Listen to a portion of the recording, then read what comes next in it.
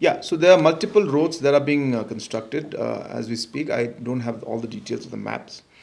But yeah, the one of the major ones is the 4 lane, which will take place from the CRPF camp in Polo, just after the bridge, and go through some of the forest areas and even the Milim Forest Reserve areas, and connect to Belfont, and then from Belfont all the way to Mopat, and then all the way to Secretariat.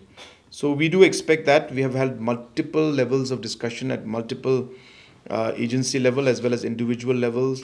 Whether it's with the the individuals who own land there, or whether it's with the Hima Milim, or whether it is even with the police,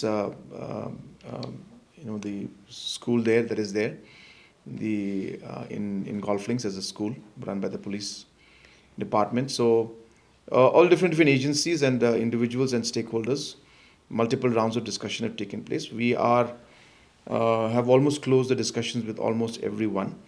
There are one or two that are still left, but not major challenges. We have more or less come to some kind of an understanding. We just have to finalize the final details of it.